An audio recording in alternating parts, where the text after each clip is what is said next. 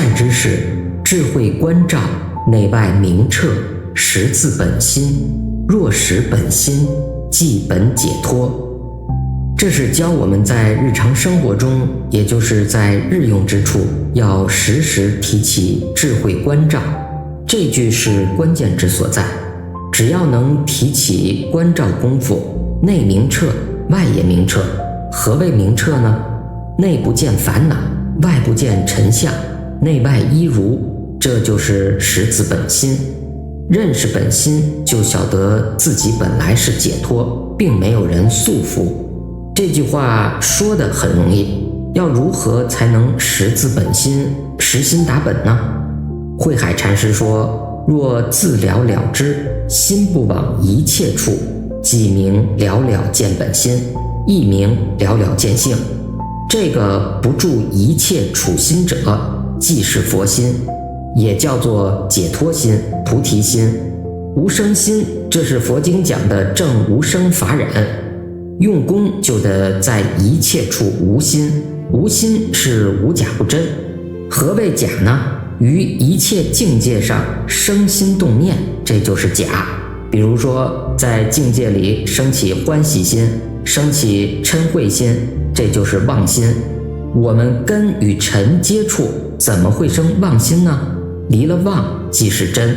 真心是什么呢？内外境界一切明了，但是在境缘上自己不生爱憎。所谓但无憎爱心，即是二性空。二性可以解释为相对的，相对空。换句话说呢，就是超越相对，超越相对才是真正的正得绝对，自然也就解脱了。若得解脱，即是般若三昧。般若三昧即是无念。何名无念？若见一切法心不染着，是为无念。用即遍一切处，亦不着一切处，但净本心，使六识出六门，于六尘中无染无杂，来去自由，通用无滞，即是般若三昧，自在解脱，名无念行。若得解脱，即是般若三昧。般若三昧就是无念。什么是无念呢？六祖说得很清楚，若见一切法心不染着，意思是说心里面清净，顺境没有贪爱的念头，逆境呢也没有嗔恚的念头，境界清清楚楚，心地清清净净，这就是无念。它的作用可以遍一切处，一切处范围非常广大，尽虚空遍法界。虽然遍一切处，绝不执着一切处。祖师说，但净本心，本心是真心，真心是主宰，使六识出六门，于六尘中无染无杂。使就是你用它，清净心是主人，六识六根六尘都是作用。所以宾主要分清楚，要能辨别，不可以颠倒，这就是佛菩萨。古人常用明镜来比喻真心，镜中虽然没有形象，但是它能照现一切形象。学道之人，心要像一面镜子一样，这是告诉我们，镜子照外面的境界相，它是清净的，是无染的。学道之人呢，心也应该无染，妄念不生，人我心灭，毕竟清净。因为心清净，才能生无量智慧，才能真正做到来去自由，通用没有障碍。这就是般若三昧，自在解脱。顿悟入道要门论里说了，顿悟法门，无念为宗，妄心不起为止，清净为体，智慧为用。所谓的无念是讲无邪念，不是无正念。所谓邪念，邪念是迷，邪念是不觉，正念是悟，正念是正觉。念有念无都是邪念，有无都不念，这才是正念。念善念恶，这就是邪念。善恶通通都离开，清净心现前，这是正念。乃至苦乐、生灭、取舍、怨亲、憎爱。总而言之，心中有这些念头都不好，这都是邪念。心里面清净，一切念都没有，这才是正念。正念也叫做唯念菩提，菩提就是觉，念念觉而不迷，这就是正念。正念也可以说是在一切境界里不起心动念，这就是无念。得无念时，自然就解脱了，这就是无念行。若百物不思，当令念觉，即是法复，即名边见。祖师怕我们发生误会，就特别告诫我们：若百物不思，当令念觉。这是一般人弄错，以为这是无念。无念就什么都不想什么都不想，这就是无想定，这还是邪念。甚至于小乘阿罗汉、辟支佛，他们的境界还是邪念。为什么呢？楞严经里说了，小乘人的境界是内守悠闲，犹为法尘分别影视。可见他是不是无念呢？他不是，他内守悠闲了。换句话说，他还有悠闲这一念，有这一念那就是邪念，就是迷，就是不觉。因此呢，小乘人不能见性。他何以不能见性呢？各位想想这个道理自然就明白了。他是被法给束缚住了，就是边见。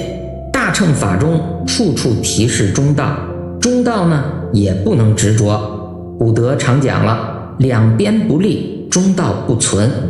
为的是怕我们执着，怕我们在这些法相名词中起分别，起执着，那就是错了。善知识，悟无念法者，万法尽通；悟无念法者，见诸佛境界；悟无念法者，至佛地位。这三句呢，是显示无念的功德利益不可思议。我们学佛，尤其是中国禅宗所提倡的顿悟法门，其殊胜处就在这三句经文里。我们真正悟无念，就万法尽通，不但是佛法通，出世间法通，世间一切诸法无不通达。我们现在就是因为有知有念，知与念就不能尽通万法。几时我们达到了无知无见，无所不见，就万法尽通了。这是把修学的纲领和盘托出来了。悟无念法者，见诸佛境界。十方诸佛的境界，几时我们能见到呢？只要我们彻悟无念，诸佛的境界源自现前。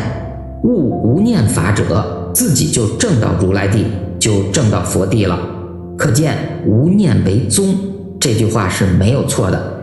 妄心不起为止，妄心不起就是无念。可见呢，宗旨没有两样，能不违背这个宗旨，清净心自然现前。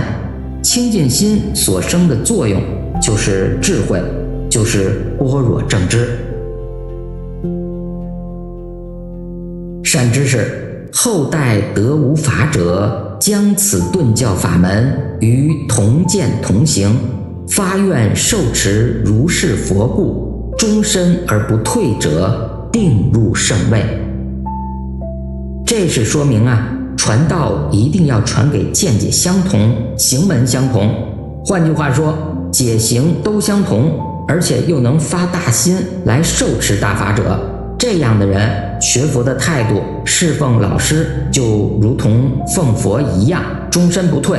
这样的人呢，必定能证入到圣位，一定会有成就的，这是可以预期的。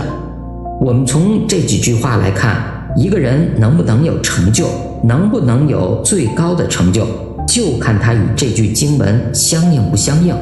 如果相应，我们就可以肯定下一个断语了，他一定能成就。然须传授从上以来莫传吩咐，不得逆其正法。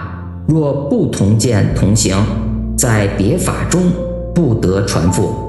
损彼前人，究竟无益。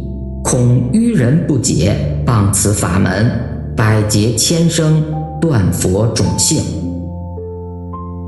默传就是指祖祖相传的以心传心，见性成佛。宗门的传授是在言语之外的，所以叫默传，不得逆其正法。是啊，不可以吝法。若不同见同行，在别法中不得传复。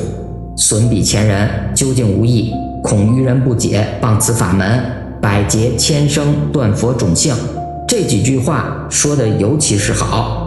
他见解不同，行门不同，在别法中，就是指不是学禅宗，不是学实相般若，就不能传给他。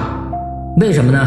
传给他，他得不到利益，因为他的解行与正解正行是相违背的。他不但不能接受，而且还要毁谤这个法门，毁谤正法，将来所遭的果报是百劫千生，断佛种性。这个果报就太严重了，太可怕了。祖师在大梵寺所讲的长行文到此地讲完，下面是寄颂。善知识，吾有亦无相颂，各须诵取，在家出家，但依此修。若不自修，唯记无言，亦无有益，听吾颂曰。这几句话是寄颂的前引。六祖大师说了，我有一首无相颂。坛经里面所有的寄颂都称为无相颂，特别是此处的15首60句，是六祖坛经的精华。我们要想研究坛经，首先要先将这15首颂文念熟，然后呢再细心的去研讨，这样你就晓得中国禅宗的旨趣了。从此之后学佛，无论你修哪一个法门，尤其是禅宗，自然不会落于空谈。于学佛过程中呢，则不易受他人的欺骗，更不会自欺。可见呢，这15首颂文相当的重要，是我们学佛的原理原则。这个颂有15首，大致分为5个段落。第一个段落是讲佛教教学的宗旨，这一段呢只有1首颂。第2首是独立的一段，说明佛法理论的依据。第3首以下一直到第13首，总共有11首颂。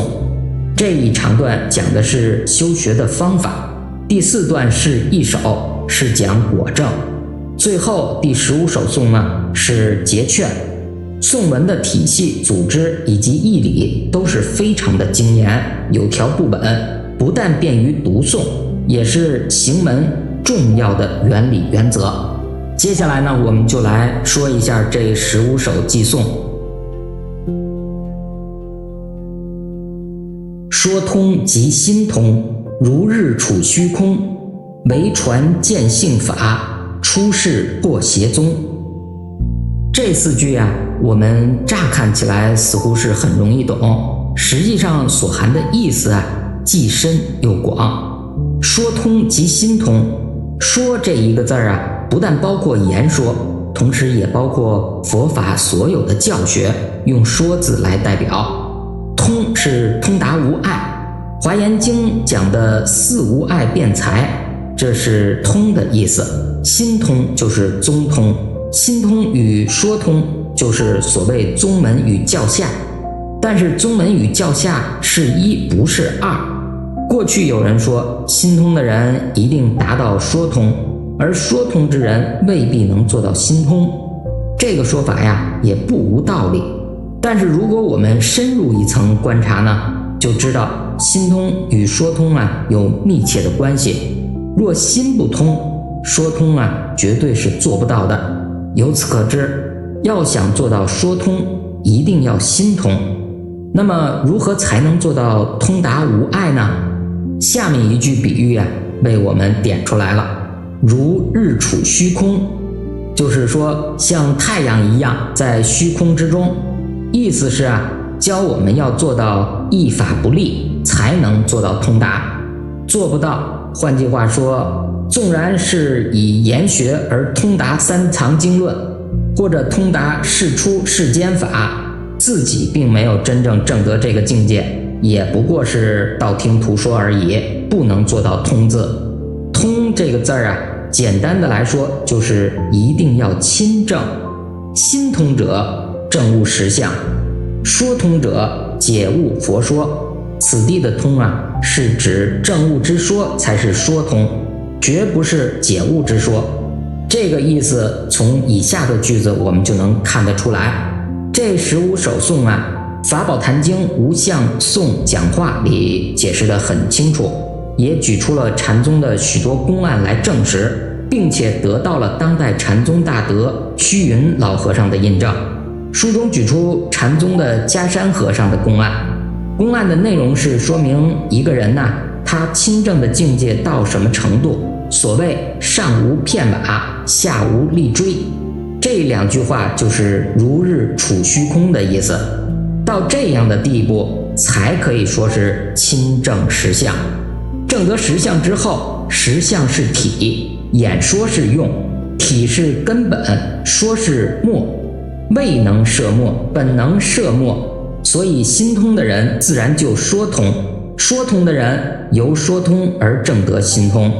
这也是一种非常巧妙的方法，因为常常演说就是长时期的熏习，熏习时间长了呢，自然就能证悟了。所以说由说通至心通，这是菩萨的教法；由心通至说通，这是如来的教法。我们应当从这里来观察，这是说明说与心是一不是二。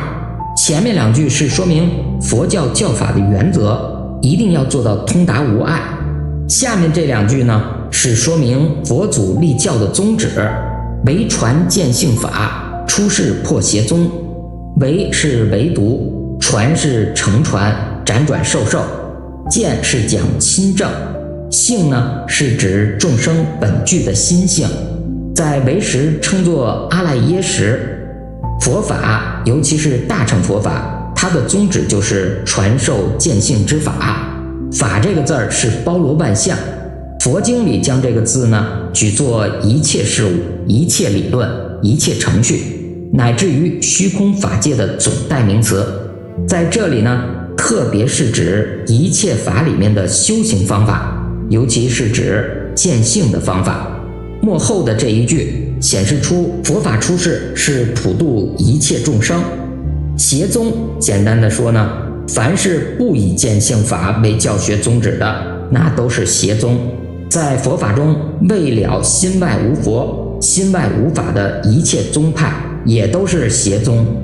佛法是无争之法，但是有些时候我们呀也能看到佛法里有一些争论，这是为了普度众生、破邪显正不得已的一种方法，绝不是说佛法喜欢争论。禅宗所谓的佛唯传本体，师密付本心，性就是体，见性法才是真正如来家业。初祖分破6宗，已经给我们留下了很好的榜样，所以说出世破邪宗。佛门之外的邪宗我们容易认识，而佛门以内的邪宗呢，我们是不容易发觉的，这是特别需要注意到的。凡是不以明心见性或者一心不乱为宗旨，那呀都是邪宗。法纪无顿见，迷悟有迟疾，只此见性门，愚人不可惜。这首偈啊，是说明佛教的教理。法呢，是指见性之法，也可以说是一切法。一切法以及见性法，实在是说不上顿悟与渐进。问题在哪里呢？迷与悟，有人很快就破迷开悟，有些人很慢才能觉悟，是什么原因呢？只此见性门，愚人不可惜。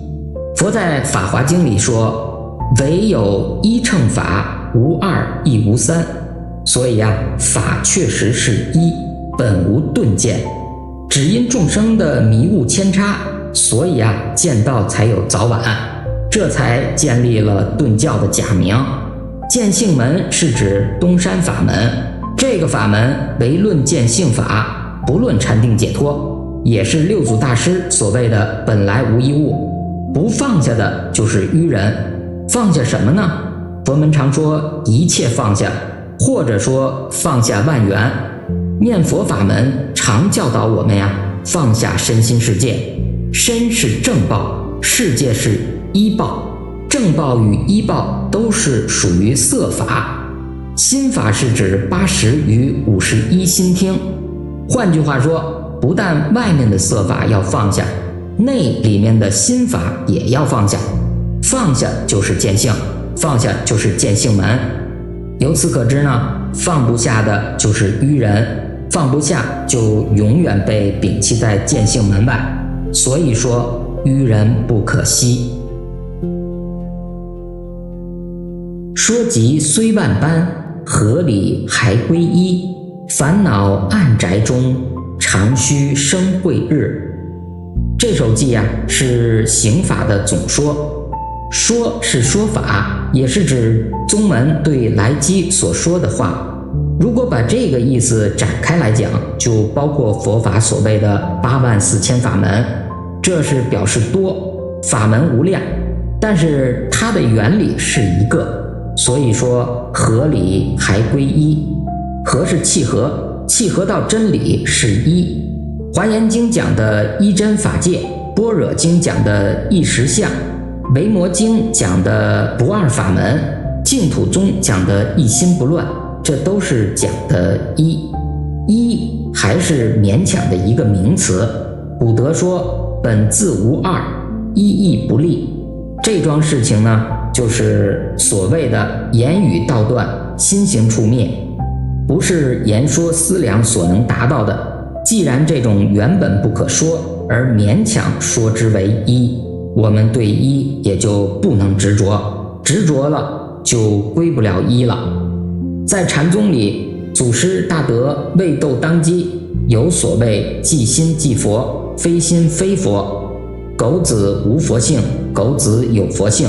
从这些公案来看呢，我们可以体会到诸佛如来历代祖师所说之言辞，句句都是活活泼泼的，是教我们契入一实相，而绝对是没有一个死方法来教导人的。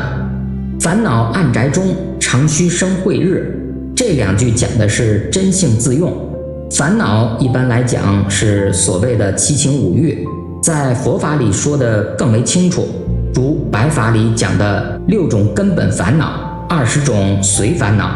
换句话说呢，世出世间所说的烦恼总不离贪嗔痴。从根本上说，贪嗔痴外，再加傲慢、疑惑、邪见。在烦恼之中，修道之人应常转烦恼为般若智慧，此是修行见性的原则，也是契合一真离体的修为。在般若里称作观照般若，所以呢，怕的是我们提不起观照般若，就为烦恼所转。若能在烦恼之中提起观照，这是生慧日。这句经文里啊，我们要特别注意常这个字儿，要时常提起观照的功夫。古人所谓的不怕念起，只怕觉迟。邪来烦恼至，正来烦恼除。邪正俱不用，清净至无余。前面两句是邪正的定义，教我们认识什么是邪，什么是正。邪就是烦恼升起，妄念起来的时候，那就是邪来；妄念去除就是正来。妄念如何去除呢？念起即觉，觉知即悟。换句话说，念起来是邪来了，觉了是正来了。但是呢，这样的邪正是相对而生，是二不是一。二不是佛法，佛法是不二之法。所以呢，后半偈啊，在教导我们邪正俱不用，清净至无余。邪正啊，都要离开。换言之，邪正不二，邪正一如。若是我们要去邪正，正还是邪，所以呢，必须要做到两边不立。中道不存，这时清净心才能现前。清净心就是真如本性，换句话说，祖祖相传就是传见性法，见性法就是一颗清净心。假如我们疏忽清净心，不晓得在清净心上用功夫，我们在菩提大道上就走入歧途了。清净心是一定要证得的，但是清净心也是最不容易证得的。为什么呢？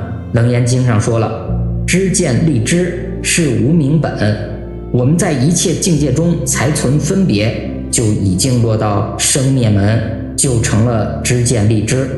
坛经里讲，有个僧人呢，拿卧轮禅师的一句偈语，卧轮有伎俩，能断百思想，对境心不起，菩提日日长。这句偈啊，在我们看来呢，这个境界是相当不错的。正如神秀大师的偈颂，身是菩提树，心如明镜台，时时勤拂拭，勿使惹尘埃，是一样的意思。可是六祖大师听了之后呢，就知道这个境界依旧是未明心地，若照此方法来修行，则是增长葛藤，增加细腹。所以啊，他从反面对症下药，说慧能没伎俩，不断百思想，对境心数起，菩提作莫长。这首偈的用意啊，就是邪正俱不用，清净至无余。祖师这首偈呢，是针对卧轮来做的，若不是卧轮的境界，这是绝对用不得的。为什么呢？你起心动念就又错了。可见呢，我们不但是在日常生活中，就是在修学的过程中啊，也不能起心动念，当然更不可以有所执着。佛法是破执着之法，一有执着，那可就错了。菩提本自性，起心即是妄，静心在妄中，但正无三碍。菩提是印度话，中国的意思呢就是觉，觉是觉悟。此处所说的境界有事有理，从理上讲，由断烦恼障碍而证得一切智，这是通于三乘的菩提。从事上讲，由断所知障而证得一切种智，了知一切诸法，这是如来的菩提。如来菩提通于此二者，故称大菩提。菩提本自性，如来的大觉本是自性中具足的。六祖说了，自性能含万法，明含藏识。明白地指出，自性啊就是第八识。六祖当时三更入室，听受五祖讲《金刚经》，说到因无所住而生其心，祖师呢于言下大彻大悟，顺口说出：何其自性本自清净，何其自性本不生灭，何其自性本自具足，何其自性本无动摇，何其自性能生万法。这也证明啊，一切众生与十方如来的自性是没有两样的。迷了菩提自性，那就是凡夫；悟了菩提自性，那就是佛。佛与凡夫只不过是迷悟不同而已。在此，佛祖说，第一句是自觉本来觉，第二句是转本觉为不觉，正是起信论里所谓的一念不觉。一念是什么呢？就是起心，起心即是妄。我们在一切法中起心动念，那就是妄想，就是无明。静心在妄中，但正无三碍。此即前两句是从本觉而迷成了不觉，后两句是本觉在不觉之中。只要我们能正，正是什么意思呢？是邪正俱不用，这才是正。你用邪当然是错了，可是你用正那还是错了。必须要邪正都不用，这才是佛法所说的正法，三障就能离开了。三障啊，是指烦恼障、业障和报障。这三障说出了轮回的现象。烦恼是起惑，就是迷惑；业障呢，是由迷而造作的种种善恶业。有了业呢，业一遇到缘，就一定有果报，就成了报障了。这就是祸业苦所造成的三界六道轮回的现象。这一句中祖师教导我们超越轮回的原理就在一个正字。正字简单的说呢，就是真心在一切境界里永远是一念不生，两边不着。诸位要晓得，起心动念呢是妄心，也就是不是清净心，那是在妄识之中，在妄缘之中。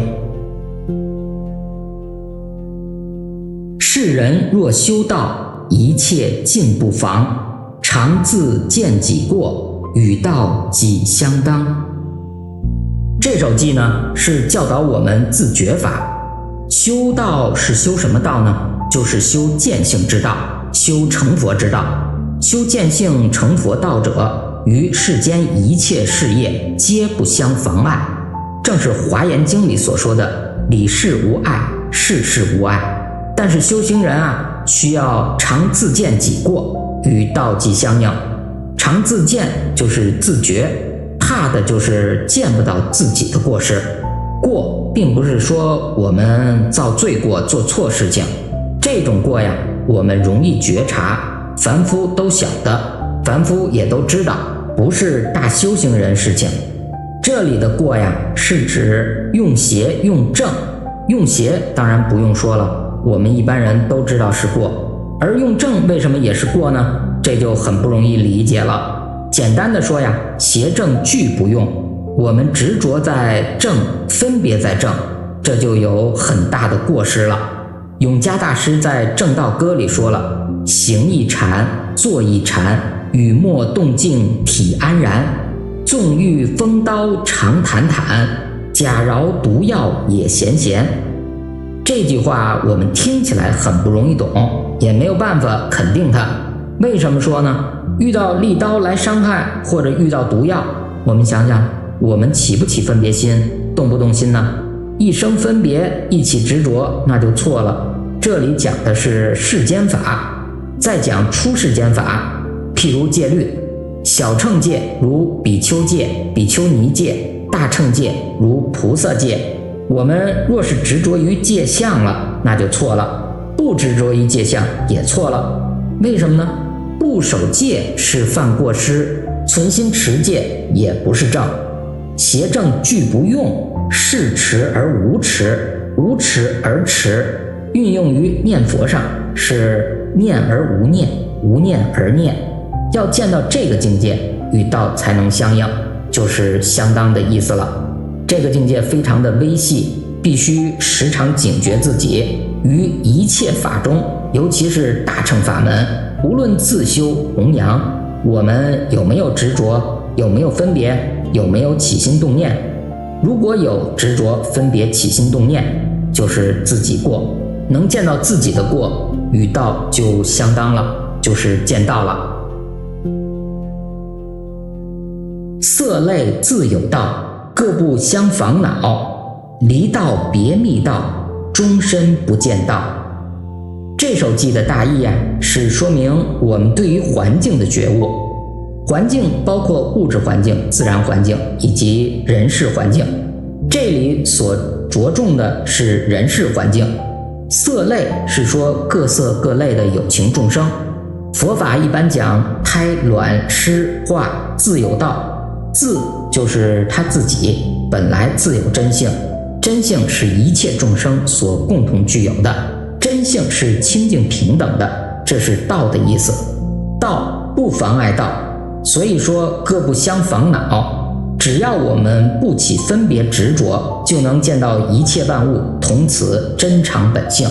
悟道之人，如古大德所说的彼以独来，我以慈受，这两句话说起来容易，做起来就不简单了，必须要真正通达诸法实相才能做得到。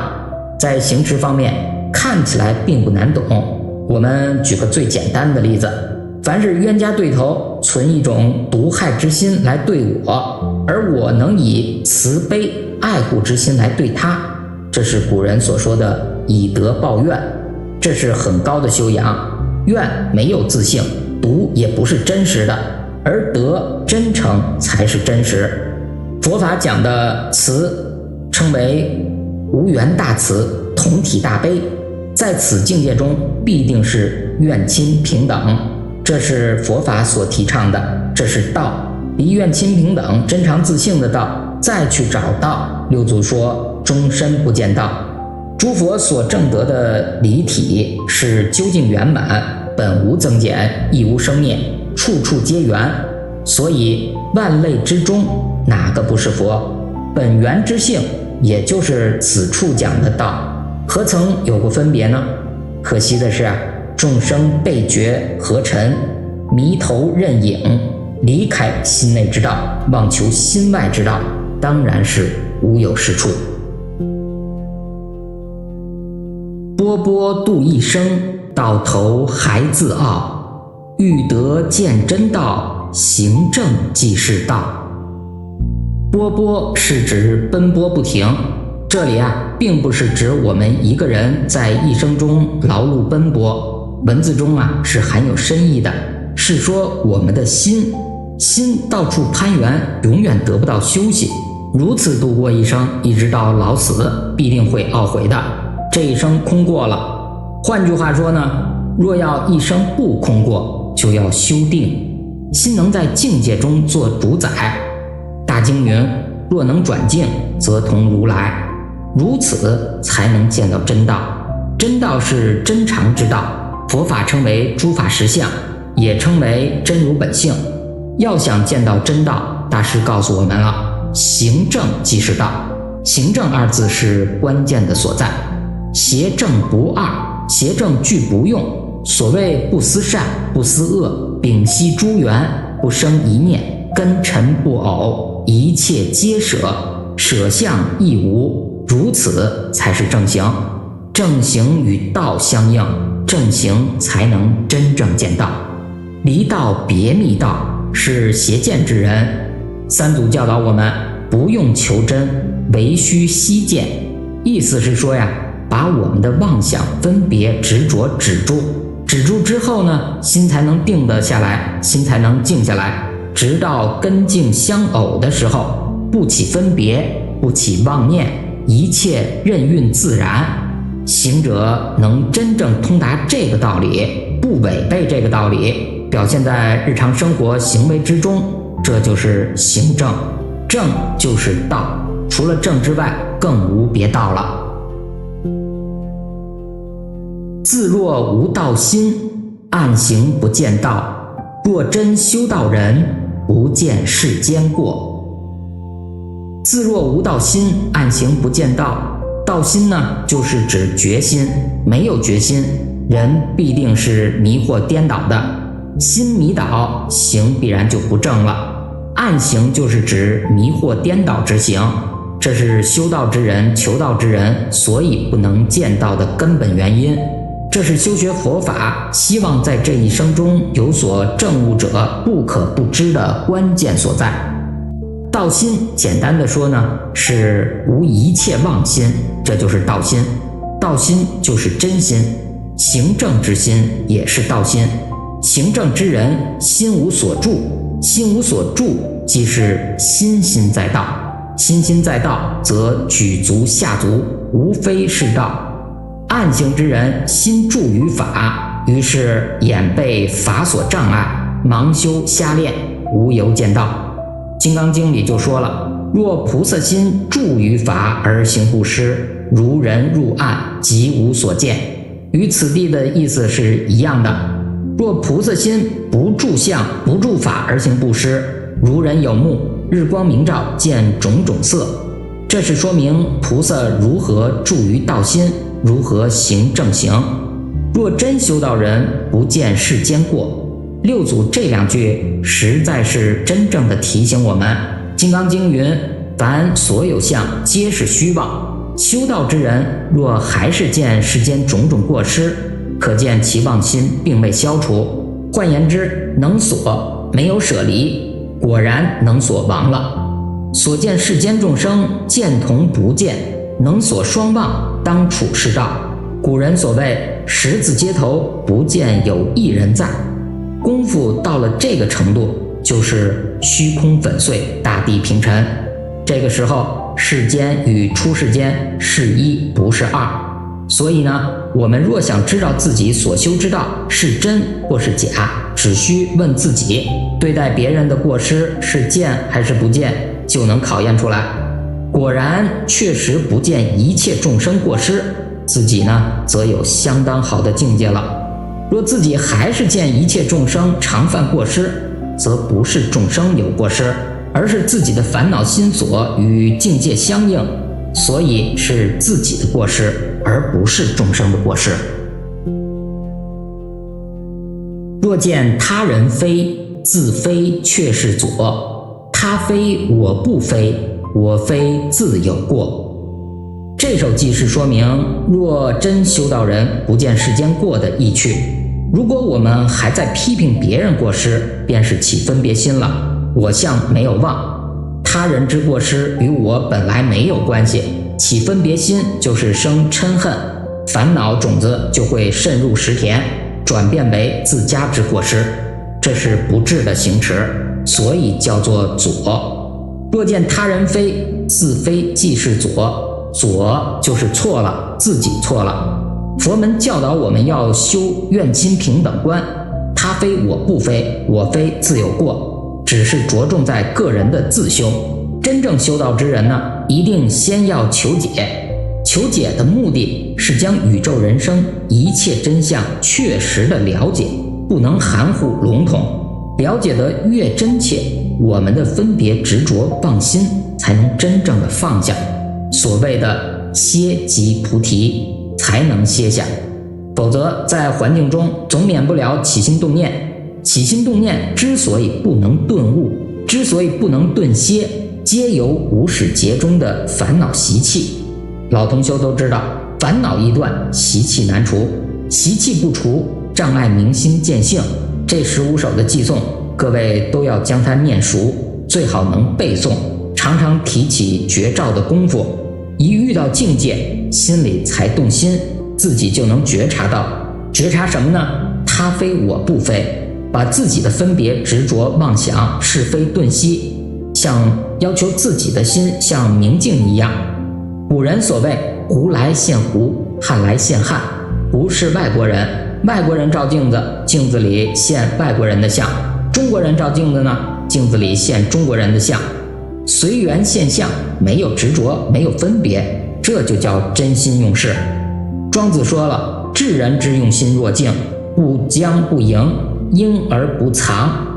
我们若是动了是非嗔恶之心，或者是出言批评他人而与人结怨，这个错误就太大了。不但眼前我们与人结怨，而且实心中还种下了恶报的种子，这才是真正的过失。所以说，我非自有过。但自却非心，打除烦恼破；憎爱不关心，长身两脚卧。但自却非心，打除烦恼破，这2句啊，就是教导我们如何断除是非之心、妄想之心，破除烦恼习气。却是排除的意思，却非心呢，就是排除非议他人的念头。修行人须如如不动，不理他人的是非好恶。老子说，善者无善之，不善者无亦善之。我们的心永远像止水一样，自能打破烦恼。宝志公说，烦恼因心故有，无心烦恼何居？不劳分别取向，自然须臾得道。又说，如我身空诸法空，千品万类系皆同，处境皆空，哪有是非人我呢？这样才是破除烦恼的极妙的方法。云门祖师说了，你立不见立，你行不见行，四大五蕴不可得，何处见有山河大地来？是你每日把鱼钵盛饭，换什么做饭？何处更有一粒你来？到这田地，爱憎好恶都与自己的真性毫无交涉，这时才是真正的天下太平，更无一事。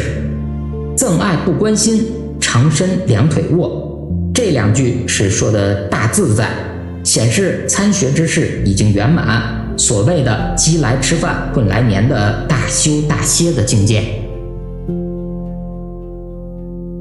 你欲化他人，自须有方便，勿令彼有疑，即是自性现。这首偈是说自己修学圆满之后，若有机缘，一定要从事于度化众生的事业。教化众生之目的呢，就是令众生断疑过惑，生信见性。他人在迷，你想教导他去向觉悟之道；他人步入邪途，你想化他归正路。这是诸佛菩萨出世的本怀，也是诸菩萨修因的正行。可是自己方面必须具有方便的智慧，才能起化他的作用。何谓方便呢？所谓的方便，就是通于权巧的智慧。权巧是一种利益别人的手段方法。照这个意思来说呢，大小乘一切的佛教都可称之为方便。方是方法，便是便用，便用契于一切众生根基的方法。还有一说呢，方是方正之理，辩是巧妙之言辞。所谓四无碍之辩才，用方正之理与无碍的辩才利益一切众生。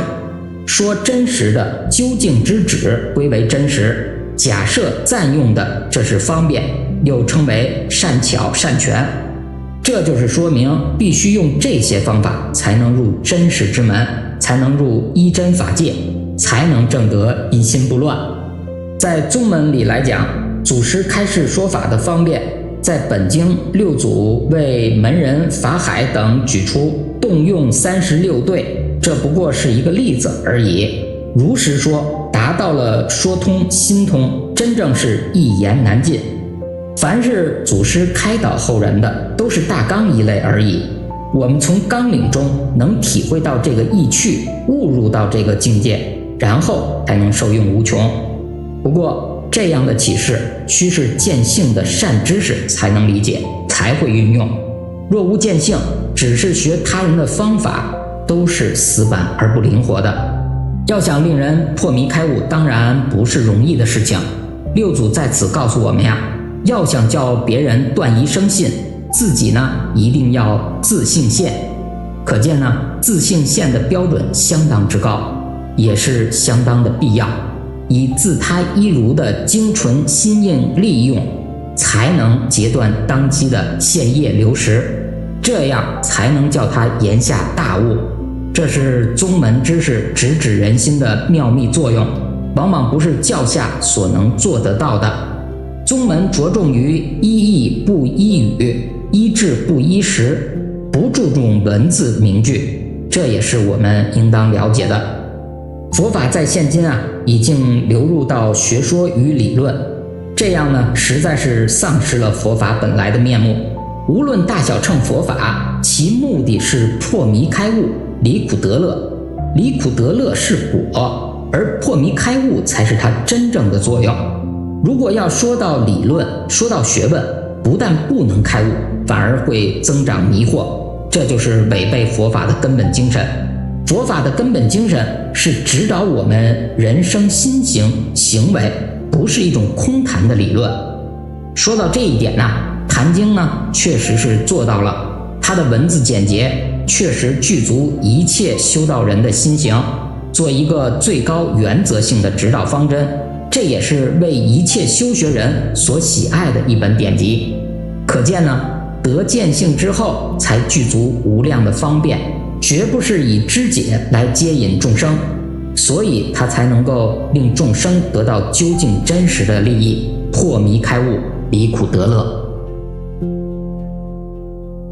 佛法在世间，不离世间觉，离世觅菩提，恰如求兔角。这首偈是教导我们生信悟解。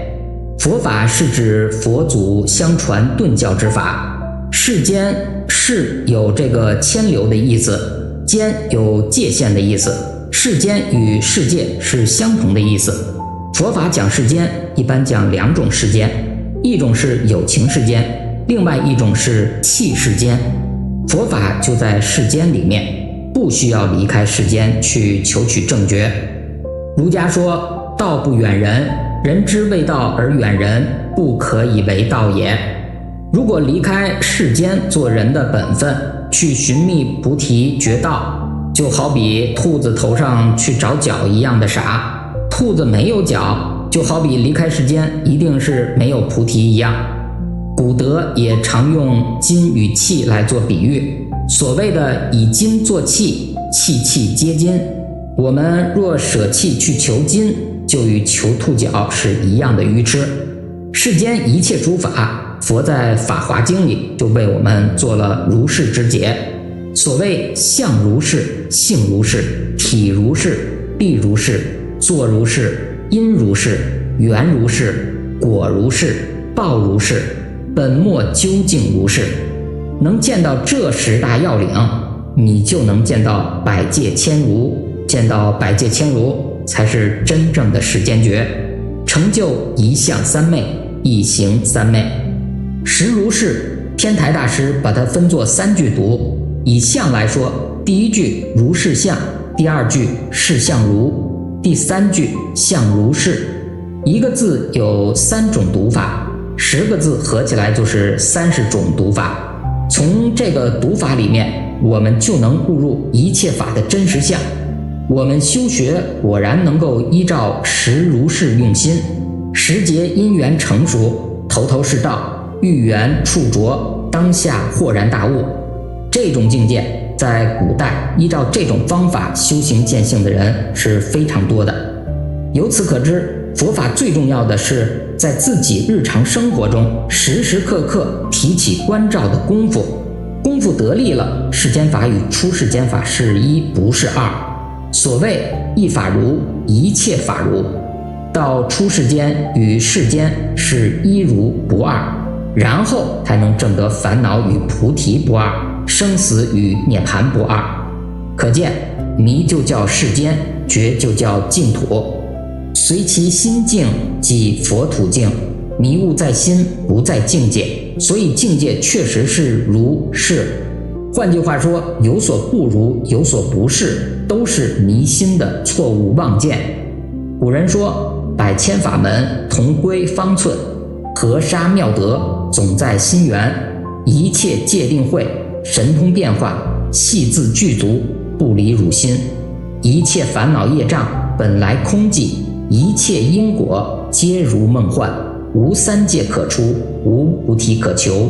人与非人性相平等，大道虚旷，绝思绝虑。如是之法，我们要是能稍稍体会得到，与佛又会有什么不同呢？所以只要我们在一切境界中不起贪嗔妄念，离开一切善恶的妄想，行住坐卧触目遇缘，与佛之妙用也没有什么不相同的。古人说，境缘无好丑，好丑起于心。我们要是把一切心都吸掉，妄情还从哪里起来？妄情不起，起作用的就是真心。所谓但息妄缘，即如佛。